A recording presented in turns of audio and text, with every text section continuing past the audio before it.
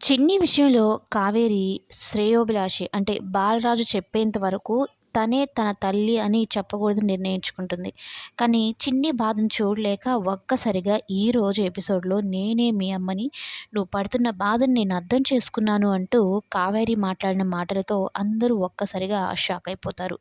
చిన్నికి అసలు విషయం తెలీదు కాబట్టి అంటే అంత ఏజ్ మెచ్యూరిటీ అంత తెలీదు కాబట్టి దేవా గురించి కానీ వీటిలన్నిటి గురించి తెలీదు కాబట్టి తనేమనుకుంటుంది ఈ వయసుకు తగ్గట్టుగా అమ్మ ప్రేమ పొందాలని అనుకుంటుంది. కళ్ళ ముందే అమ్మని పెట్టుకొని అమ్మని నేను నీ తల్లిని కాదు అంటే ఆ బిడ్డ పడుతున్న బాధ ఏంటో తనకు తెలిసేలాగా తన మనసు మార్చాలని ఒక చిన్న స్కిట్ లాగా చేస్తుందనమాట. ఆ స్కిట్ అయిపోయే లోపే కావేరి ఉన్న పళంగా చిన్ని దగ్గరికి వెళ్ళిపోయి తన తల్లి ప్రేమను నిరూపించుకుంటుందనమాట. నాకు ఈ పంతాలు, ఈ పగలు ముఖ్యం కాదు. నా బిడ్డ ఎంత బాధపడుతుందో నేను చూడలేకపోతున్నానంటూ వెళ్ళిపోతుంది.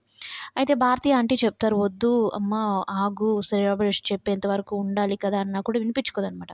అట్లనే వెళ్ళిపోతుంది. ఇక వాళ్ళని చూసి అందరూ షాక్ అయిపోతారు. సత్యం కానీ, సరళ కానీ అంటే ఇన్ని రోజులు నాటకం ఆడిందా ఈ ఉషానేనా కావేరి అన్నట్టుగా సరళకు కూడా అర్థమైపోతుందనమాట.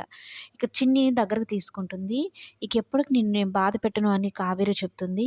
నాకు తెలుసమ్మా నా మనసు ఎప్పటినుంచో చెప్తుంది. పదే పదే చెప్తుంది. అమ్మ నీ ఎదురుగా పెట్టుకొని అమ్మ అనకుండా ఎలా ఉండగలగాలో నాకు తెలియడం లేదు అని చెప్పని ఏడుస్తూ ఉంటే, "ఇంక నీకు ఆ బాధ లేదమ్మా.